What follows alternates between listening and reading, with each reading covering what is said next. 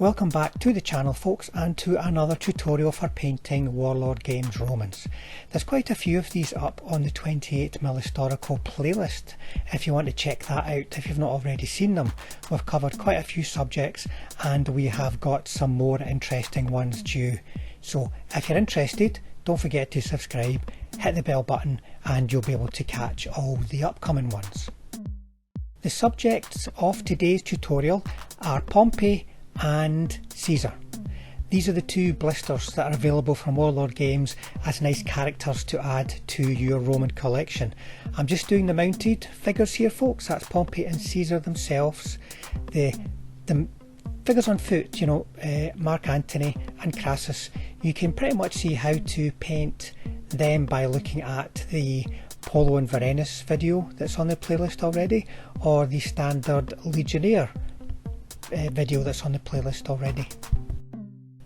The colour selections that I've used here are based on the examples on the Warlord Games website, with the exception of Pompey's horse. That's also white on the website, but you know what, I couldn't face it folks. As you'll see, there's plenty of white in here, and the Pompey figure with a white horse as well, it just wasn't going to happen. If you've got any questions about the process, just stick a note down in the comments below folks, and let's get started. Let's make a start then folks. Now we're using my standard layering approach here, so I always begin with undercoats, and here I am using quite a lot of white on both these figures. So where there's going to be white, I'm using two different kinds of grey, using a darker grey in the sense of how close it is to the white, and that's London grey, and then a lighter grey which is deck tan, and that will allow us to create whites that look different from each other. And the other areas are going to be undercoated in German Camo black brown, which is my standard kind of undercoat for most other areas, unless it's grey or blue or such likes, in which case I would probably use black. But that's us ready to go. I'll begin with the horses and I'll paint Caesar's first. Now this is going to be a white horse, and I'm using that London grey so I can create a strong contrast when I'm putting the layers on. You can use less contrasting colours, as you'll see later on the Pompey figure. So I'm building up the shape of the horse here folks. You may have seen this on previous videos. I won't delay too long going into too much detail. There is a cavalry video out where I spend a lot of time painting the horses, but I'm basically building up the shape with my first coat of deck tan. I'm putting it on nice and thin because it's going to take several coats to build up to the highlights that we're after, but this is the initial coats going on here.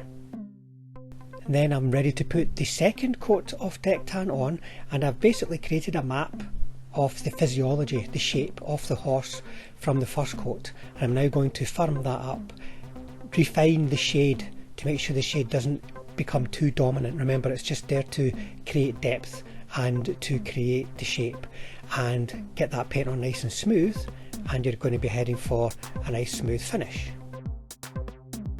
Now that the main layers are on, I'm going to apply a glaze to the whole figure using deck tan. That's going to soften the transitions a little more from the deck tan to the London grey, and just apply this as much as you need folks to get the finish that you're after. You can have more or less contrast in the finished look at this stage, and the glaze is the control mechanism for that. I'm now adding a layer of off-white to the figure just to help raise it up a little, layer by layer. Seeing this figure, the progress so far, I'm thinking it just needs that extra coat. This can quite often be the case as well when you're painting metal miniatures compared to plastics, because metal surfaces can be a bit pitted, which can make getting that final smooth finish you're after a little bit more challenging, especially when working with whites. But an extra layer of off-white over the deck tan will set us up for the final highlight.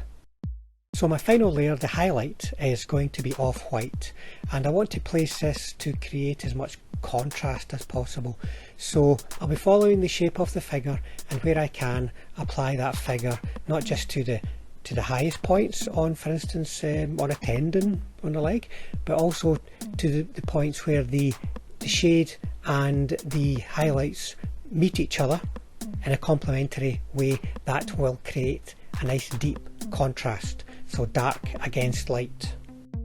The mane and the tail are quite simple. They were given an undercoat of deck tan, so they're going to appear different from the main body of the horse, and I'm just going to give it a quick brush with the edge of the brush, the side of the brush, using some white or using some off-white as you feel works best.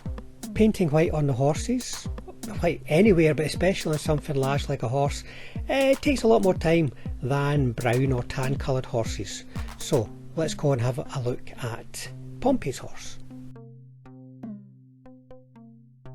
Now I'm using chocolate brown here as the main colour, that's over the German Camo black brown base colour, leaving shade. It's not so obvious to see as the white and the grey that I've used previously, but that shade is there, and the highlights we're going to use will help bring that out in the high contrast way I was describing earlier. So 2 coats again folks, first coat to roughly map things out, second coat to firm everything up and get a nice smooth solid opaque coat down. For the highlight I'm using flat earth. It's sufficiently bright enough to stand out strongly against the background colours without making it look too bright like neon streaks going all over the figure. As before with the white, we want to place our highlight as much as possible between the main colour and the shade colour so that we create a lot of contrast. This will help create shape, especially over the flatter areas of the horse. But don't do too much folks, don't go crazy and put lots and lots of streaks all over it unless you want to create something that looks exceptionally hairy, you know, like lots of long hairs. For the mane and the tail I'm using what was the highlight colour, flat earth, and you can see I'm painting it on quite loosely or using the edge of the brush where I want a little bit more control, but we're not doing too much here, we're not being too careful, and importantly we're not dry brushing. We want a layered look as opposed to a dry brush look. Then it's a final layer using the edge of the brush for more control with US Field Drab. Let's move on to Pompey and Caesar now. Straight away looking at the Pompey figure, once again based on the Warlord Games example on their website, it's going to be a lot of white to paint here folks, which is a bit daunting. Also how you're going to distinguish between all the various areas of the figure that are white, so it's not just a white lump. So what I've done, and what you can see here, is created different starting points for the layering. So we've got London Grey and we've got deck tan. Then we can start layering it up as we've done on the horse, from deck tan through off-white to white. The London Grey you can move on to deck tan and then off-white or white. But because we've got the different starting points, we're going to create different final appearances with areas of deeper shade, areas of lighter shade, and they're all pretty much going to come up to the same point, but starting from a different background, we're going to get something that at least has some distinctive shape to it. I'm just going to let the video play for a bit here folks, just so you can see all that grey turning into white and get a feel for how the process all comes together.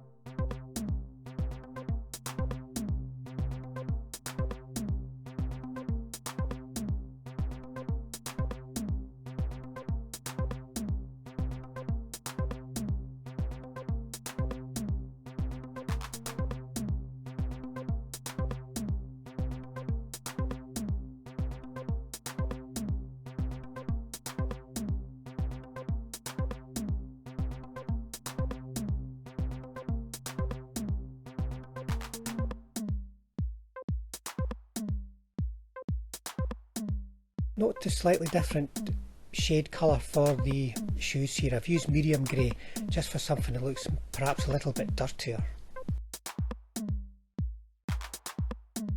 That's enough white, folks. Let's move on to black. Now, I painted the breastplate before I painted all of the white areas around it. I'm showing this out a step, so to speak. The reason I painted it before the rest of the white is it's a recessed area, so you want to paint the deeper areas before you paint the higher areas on a figure, so that any accidental touches with the brush on those higher areas are easy to fix when it's still just basically the undercoat colour. Now, I've used black as an undercoat to frame the bronze area. There's also some other smaller areas that I'm going to apply some black to as well. These are going to be metallic areas, and I want them to stand out strongly against the white background. I'm layering the bronze colours once again. It's just standard metal colours, starting with I think it's actually a brass colour I've got, moving up through a bronze colour through to a gold colour for a final highlight. Nothing difficult, nothing complex. For the leather that's visible here on the shoulders, I've used German Camo medium brown with a highlight of new wood.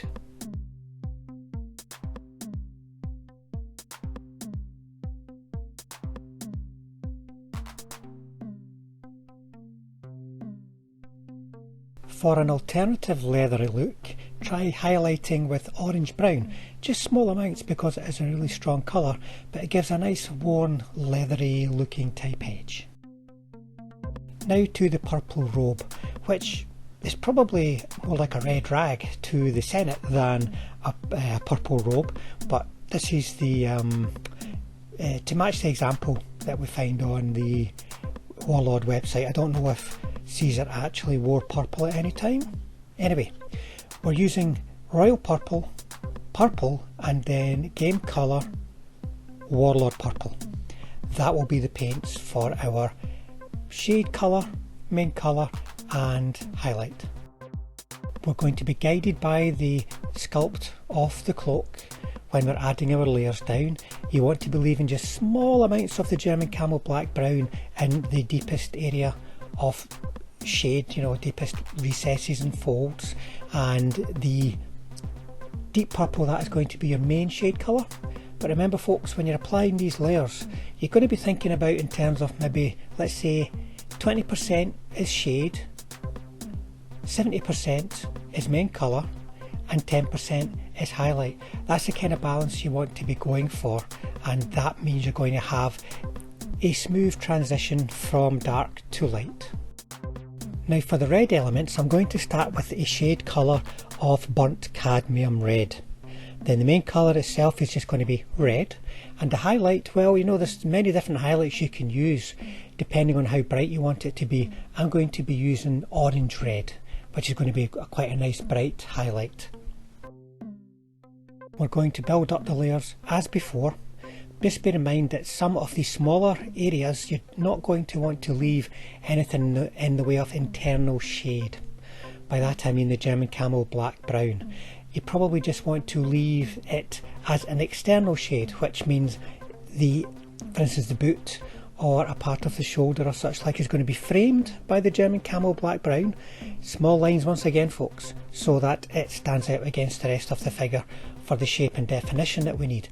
But a small area with German Camo black brown inside and the burnt cadmium red inside is just going to be too much going on, so just use it as an external shade, not an internal shade, on little areas of the figure. Now let's move on to the skin. So the first thing I should point out is I've given everything a coat of saddle brown.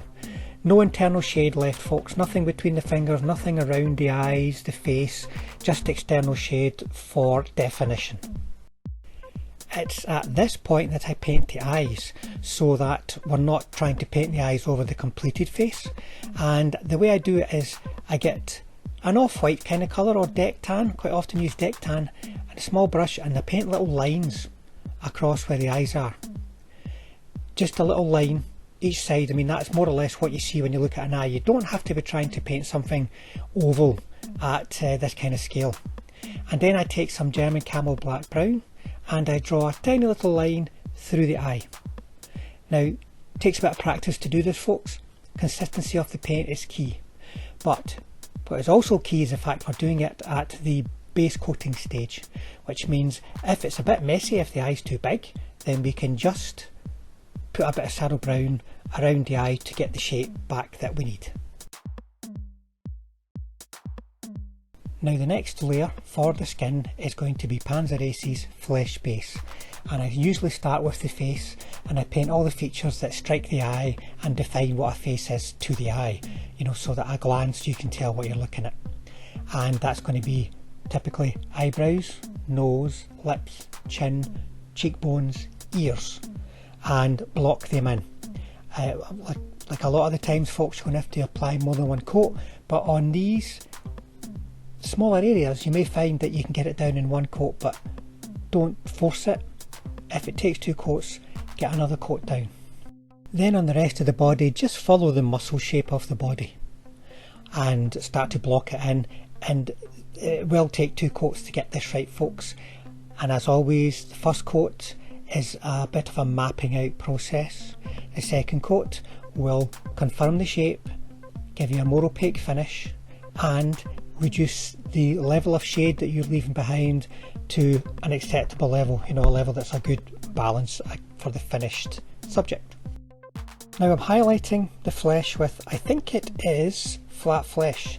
I say I think because the label is falling off the bottle. The bottle's that old. I've been using it for, I kid you not, for like 12 years I think, but it's basically a very bright flesh colour.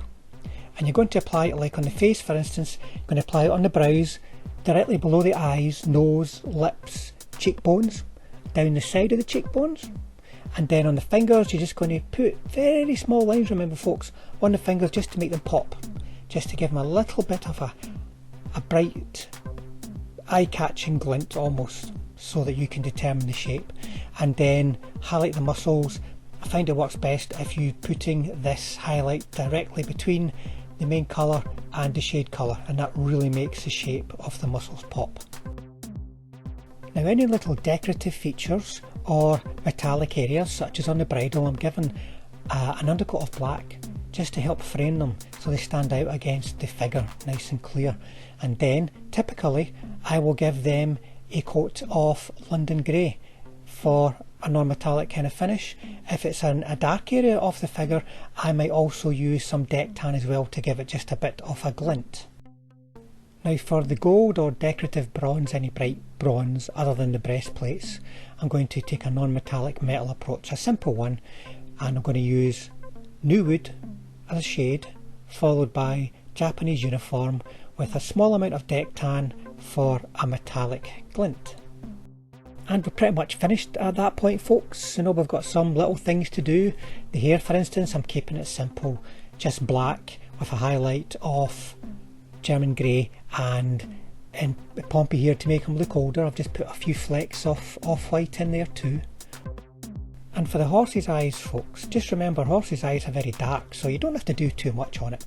I just try to put a different brown in there from the main brown off the body of the horse, just so it stands out a little bit. You can paint it with a little bit of black as well, just so it's got a bit of definition, but nothing much required there. So hope you found that useful and interesting. If you've got any questions, please put it down in the comments and I'll get back to you. Once again, the colours you need are down in the comments too. So thanks for watching, folks. Thanks to all the subscribers out there. If you'd like to subscribe, it'll help us build the channel, and you'd be most welcome. And if you hit the bell button, that means we'll definitely see you all on the next one.